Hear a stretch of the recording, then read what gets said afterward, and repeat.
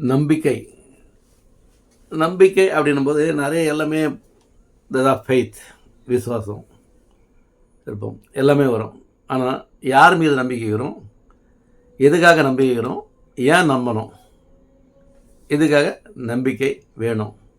நம்பிக்கை இல்லாமல் வாழ்க்கை ஓட்ட முடியாது. இப்போ நம்பிக்கை அப்படின்னும்போது ஒரு வாழ்க்கையை ஓட்டணும் போது யார் மீது நம்பிக்கைக்கிறோம், அந்த நம்பிக்கையில் யதார்த்தமான வாழ்க்கை நம்மகிட்ட இருக்கிறதா, கீழ்ப்படுதல் இருக்கா. இப்போ ஆண்டவர் சொல்ல வராரு என்னன்னாக்கா, சங்கீதம் 92:12 நீதிமான் பனைமரத்தை போல செழிப்பான், கேது மரத்தை போல வளருவான்னு சொல்லியிருக்காரு. அப்போ தேவன் மீது நம்பிக்கை இருந்ததுனால, தேவன் ஜீவ ஊற்றாக இருக்கிறதுனால, ஜீவ தண்ணீராக இருக்குது. அப்படின்னால பனைமரம் பார்த்திங்கன்னா நெட்டமாக அப்படி நம்ம அண்ணாந்து தான் பார்க்கணும், அந்தளவுக்கு உயர்ந்திருக்கும். கேது மரத்தை பார்த்திங்கனாக்கா அப்படியே பூமி அனைத்தும் எல்லாம் அப்படியே சுற்றி வளைச்சிட்டு இருக்கணும்.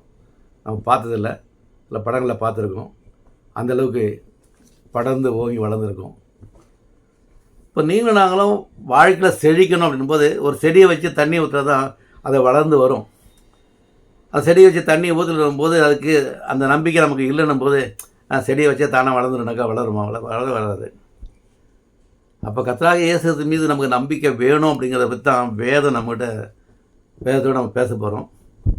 இப்போ ஆண்டவர் சொல்ல வராது முதல்ல எஸ்ஐஎல் புத்தகம் 31:14 வாசிச்சீங்கன்னாக்கா, தண்ணீர் ஓரமாய் வளர்கிற எந்த விருட்சங்களும் தங்கள் உயரத்தினாலே மேட்டுமை கொள்ளாமலும் தங்கள் கொப்புகளின் தயலுக்குள்ளே தங்கள் நுனிக்கிளையை ஓங்க விடாமலும் தண்ணீரை குடிக்கிற எந்த மரங்களும் தங்களை உயர்த்தாதபடிக்கு தேவன் அப்படி செய்தார் இருக்குது.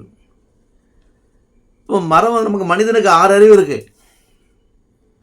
எல்லாத்துக்கும் மேலே நமக்கு அறிவு கொடுத்துருக்காரு, பகுத்தறிவு கொடுத்துருக்காரு.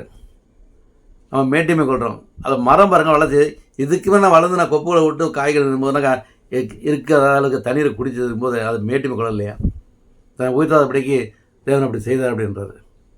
இப்போ நீங்களும் எந்த விதத்தில் நம்பிக்கை கொண்டு இருக்கிறோம்?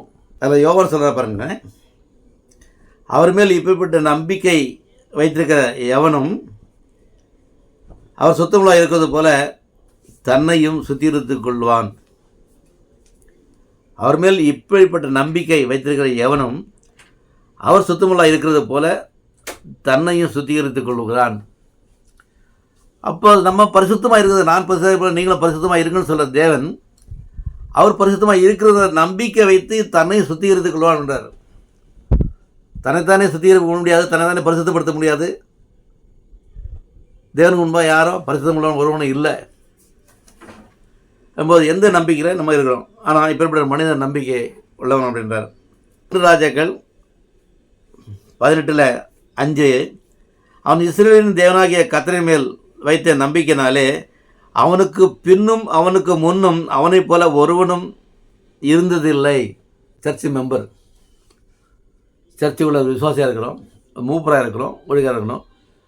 இவர் மேலே நம்பிக்கை வைக்கலாம்ப்பா, எந்த காரியத்தை செய்ய முடியும், இவர் எல்லாம் செய்து தருவார் அப்படின்னு யாராவது நம்பி அப்படி ஒரு சர்டிஃபிகேட் வாங்கி கொடுக்க முடியுமா? இல்லை கொடுத்துருக்கோமா? இல்லை பார்த்துருக்கிறோமா? இல்லை கேட்டிருக்கோமா? எஸ்ஐயா பார்த்து இவனுக்கு முன்னே ஒருத்தர் இருந்தது இல்லை, இருக்க போகிறதும் இல்லை. அவனை மாதிரி நம்பிக்கை யாரும் இஸ்ரவேல் தேவன் நம்பிக்கை வைக்கலன்றார். நீங்களாலும் எந்த நம்பிக்கை கொண்டு எந்த விதத்தில் நடக்கிறோம்? உண்மையில் தேவன் மேலே நம்பிக்கை இருக்கிறதா, இல்லை மனித நம்பிக்கை கொண்டு இருக்கிறோமா? ஆலாபசரம் சொல்கிறது, உமக்கு முன்பாக நாங்கள் என்னுடைய பிதாக்கள் எல்லாரையும் பார்க்கலாம் அரதேசிகளும் பரதேசிகளுமாய் இருக்கிறோம். பூமியின் மேல் எங்கள் நாட்கள் ஒரு நீளை போல இருக்கிறது, நிலைத்திருப்போம் என நம்பிக்கை இல்லை. ஜுரம் வந்துட்டா, படுக்கையில் வந்துட்டாக்கா, ஏதாவது வேலை வந்துட்டாக்கா, ஐயோ நான் பிழைப்பேனா, நான் இருப்பேனா, ஒரு நம்பிக்கை இல்லாமல் நம்ம பேசுகிறோம். எலிசா அப்படி தான் சொன்னார். எல்லாரும் எல்லா திருக்கசையும் கொண்டுட்டா நான் ஒருத்தன் தான் மீதியாக இருக்கிறேன், ஆண்டவர் என்னை எடுத்துக்கொள்ளும். இப்போ மனிதனுக்கு ஒரு வியாதி வந்துட்டா, ஒரு துன்பம் வந்துட்டா, துக்கம் வந்துட்டாக்கா எவ்வளோ பயம் வந்து பார்த்தீங்களா? தேவன் மேலே நம்பிக்கை இல்லாமல் போகுது. ஆனால் ஆண்டவர் சொன்ன எலிசாவை பார்த்துட்டு எலியாவை பார்த்துட்டு, அப்பா முன்பின்ன தெரியாதவங்களுக்கு இதுக்கு மேலே ரட்சித்துக்குள்ள கிட்டத்தட்ட 7000 பேர் நான் வைத்திருக்கிறேன். உங்கள் வேலையை பாரு, நீங்கள் என்ன பண்ணிட்டு இருக்கீங்க, ஏது முதல்ல இங்கேருந்து எப்படின்னாரு.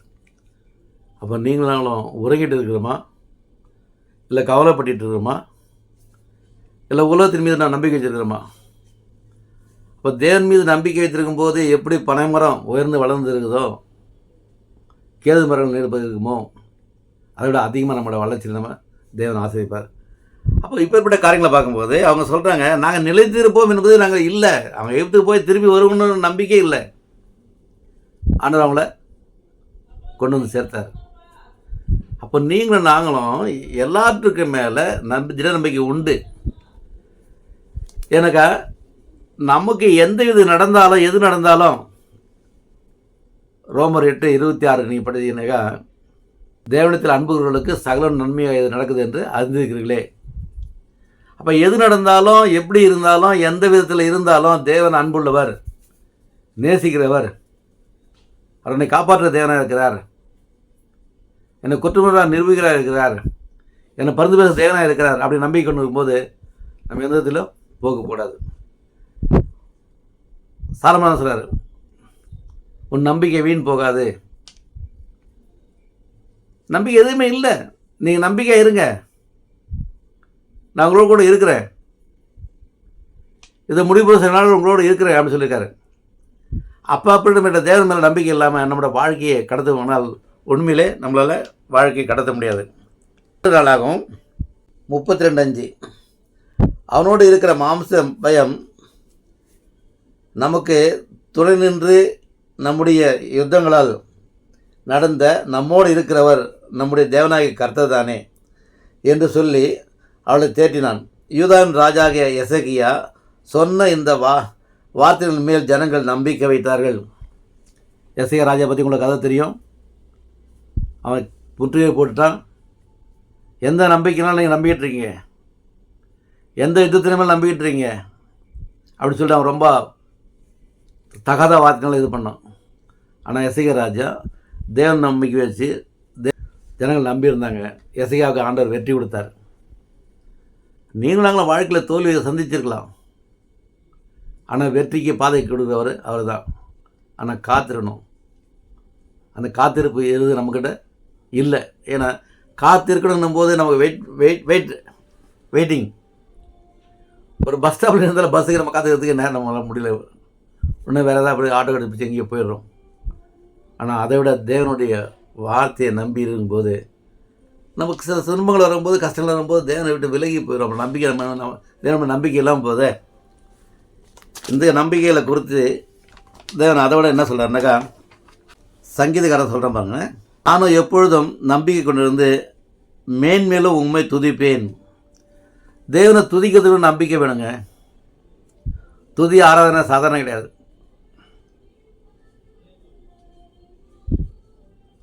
சங்கீதம் 34 வரும்போது எப்பொழுதும் என் நாவில் துதி இருக்கும். இப்போ கர்த்தர் மேல் நம்பிக்கை வைக்கிற ஒவ்வொரு பிள்ளைகளுக்கும் பாக்கியவான் அப்படின்றாரு. நம்ம மக்கள் மேலே நம்பிக்கை எந்த வைக்கிறது. அப்போ பிரபுக்களை நம்பிக்கை வைக்கிற பாருங்களோ, கர்த்தர் மேல் நம்பிக்கை வைக்கிறது நல்லா அப்படின்னு சொல்கிறாரு.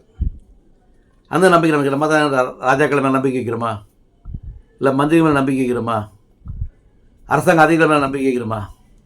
அவங்களாம் சொல்லுவாங்க, செய்ய மாட்டாங்க. ஆண்டவர் சொல்ல மாட்டார், கண்டிப்பாக செய்வார். இப்போ அந்த நம்பிக்கையோடு இருக்கும்போது தேவன் அதிகமாக நம்மளை வழி நடத்துகிற தேவனாக இருக்கார். எப்போது சொல்கிறார், நீ பயப்படாத, திகையாதே, நான் உடனே இருக்கிறேன் அப்படின்றார். அப்போ அது யார் சொல்லுவா? நீ நம்ம அப்பா அம்மாவோட சொல்ல மாட்டேன், போ வேலைக்கு பாரு, போ, நீ போயிட்டே போ, நான் வேலைக்கு போகணும், நீ போ. ஆனால் ஆண்டவர் இல்லை, நான் உன்னோட கூட இருக்கிறேன் அப்படின்றார். ஒரு குழந்தையை நம்ம பாதுகாக்கும் போது, ஐயோ அந்த குழந்தை எங்கே போச்சு, என்ன அவனுக்கு தெரியாதே சொல்லிட்டு பயந்துட்டு இருக்கோம். ஆனால் சொல்கிறாரு, அந்த குழந்தை நிறுத்தமாக தேவதூரில் அவன் முன்னே வச்சுருக்கேன். நீ நம்புறீங்களா, விசுவாசிங்களா, நம்பிக்கை இருக்குதா? உங்கள் குழந்தைய பாதுகாக்கிறதுக்கு தேவதூரில் அனுப்பியிருக்காரு.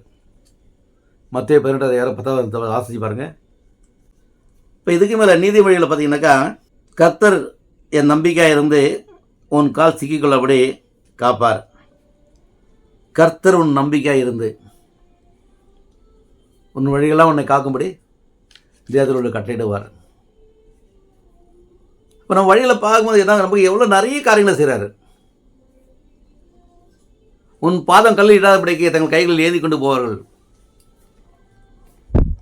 இப்போ அதான் இங்கே சாலமன் சொல்லுவார்.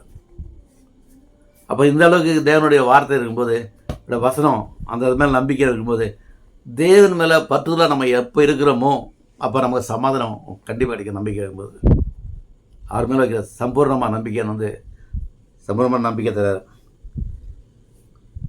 நீதிமொழிகள் 23:18 சொல்கிறாரு, நிச்சயமாக முடிவு உண்டு, உன் நம்பிக்கை வீண் போகாது.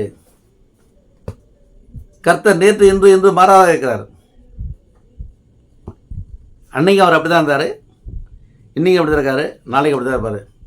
அவருடைய கிருபை என்றும் உள்ளது. அவர் கிருபை என்னாலும் உள்ளது, கிருபை என்றென்றும் உள்ளது. நீங்கள் நானும் நம்பிக்கையோடு இருக்கிறோமா?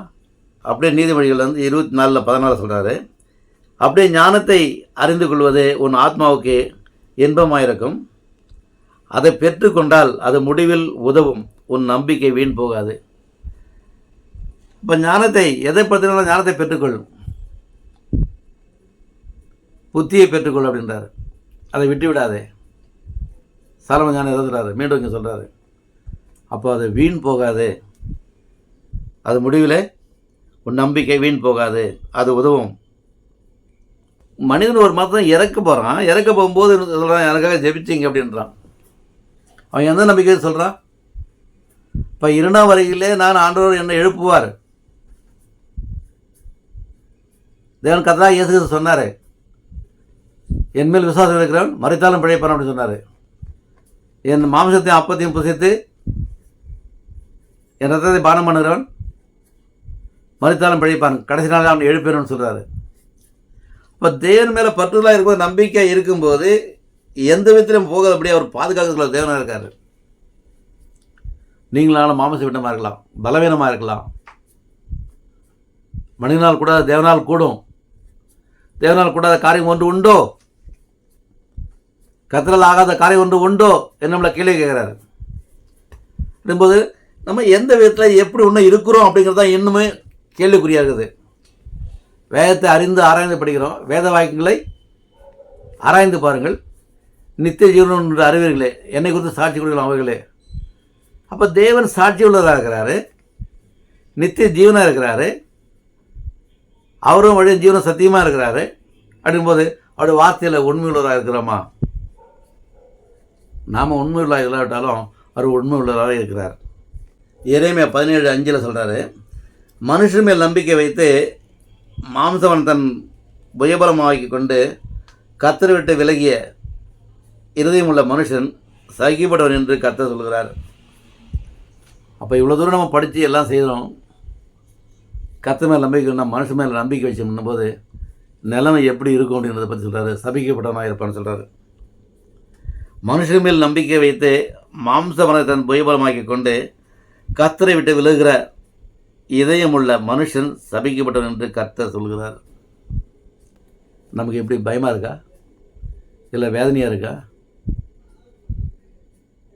வேறு எதை பற்றி யோசிக்கிறோமா?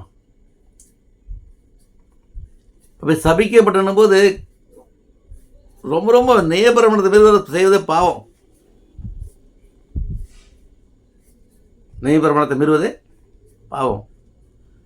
இப்போ தேவனுடைய வார்த்தைகளை விட்டு நம்ம விலகி போடும்போது, கர்த்தர் மேல் நம்பிக்கை இல்லாமல் விலகி போகிறோம்னாக்கா அது சபிக்கப்பட்டவனாக தான் இருப்போம்னு சொல்கிறார். கர்த்தர் மேல் நம்பிக்கை வைத்து கர்த்தர் தன் நம்பிக்கை கொண்டிருக்க மனுஷன் பாக்கியவன். இப்போ இதில் யோபு ஒரு இதாக சொல்கிறாரு, தேவனை மறக்கிற மனுஷனுடைய வழிகள் அப்படியே இருக்கும், மாயக்கார நம்பிக்கை அழிந்து போகும். அப்போ மனுஷன் நம்பிக்கை இருக்காது, மாயக்காரன் இருக்கிறான், பாகத்தை உயபலமாக்கி கொண்டிருக்கிறான், அவன் நம்பிக்கை வீண் அழிஞ்சு போகும். அப்போ இதனால வந்து நம்பிக்கை, கர்த்தர் மேல் நம்பிக்கை வைக்கிற மனுஷன் பாக்கியான். கர்த்தர் நல்லவர் என்பதை ருசித்து பாருங்கள், அவர் மேல் நம்பிக்கை வைக்கிற மனுஷன் பாக்கியவான். கர்த்தரை உங்களை ஆசீர்வதித்து இந்த வசனமுடைய ஆசீர்வதிப்பாராக. ஆமென்.